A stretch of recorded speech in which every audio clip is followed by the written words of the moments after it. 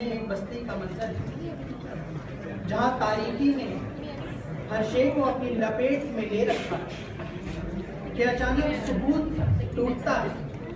چند افراد کا گروہ اس بستی میں داخل ہوتا ہے، ایک کے بعد ایک دروازہ کھٹکھٹایا جاتا ہے اور حکم صادر ہوتا ہے کہ سب کے سب باہر نکل آؤ۔ ایک کے بعد ایک نو انسان کو ہنکا کے میدان میں جمع کیا جاتا ہے اور پھر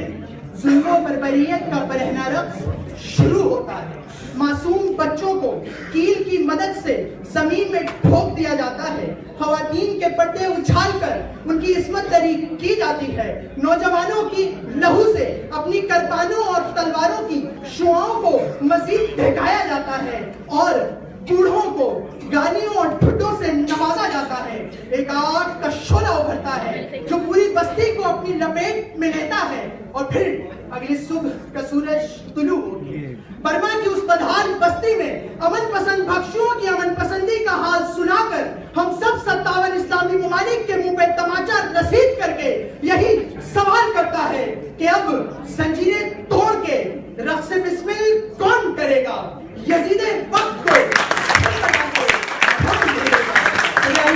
میری آنکھوں کے سامنے سمندری لہریں ہیں، وہ لہریں کہ جن کی دوش پر ایک چیز اپنا سفر طے کر رہی ہے۔ چند ساعتوں کے بعد وہ شے ساحل سے آ لگتی ہے، ذرا غور کرنے پر پتہ لگتا ہے کہ وہ کوئی اور شے نہیں، ہاں وہ ایک لاش ہے، ہاں اسی معصوم اعلان کردی کی لاش کہ جو کہ ساحل پہ اندھے منہ پڑی ہوئی ہم سب 57 اسلامی ممالک کے منہ پہ تماچا رسید کر کے ہم سب سے یہی سوال کرتی ہے کہ اب ہم دربدر کی ٹھوکریں کھانے والوں کو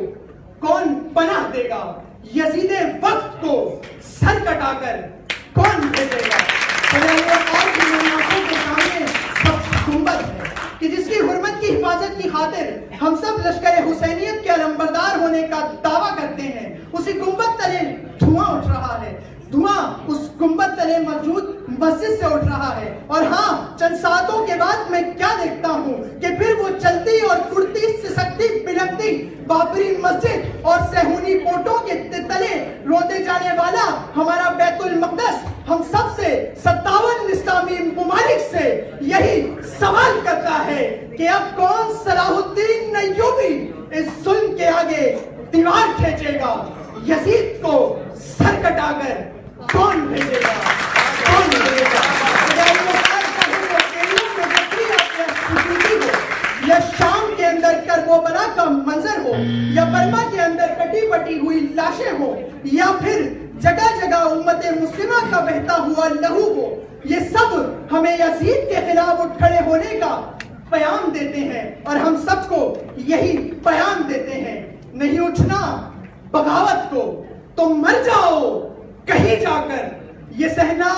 روز کی ذلت، یہ جینا روز گھبرا کر، جو بزدل رہ کے زندہ ہوں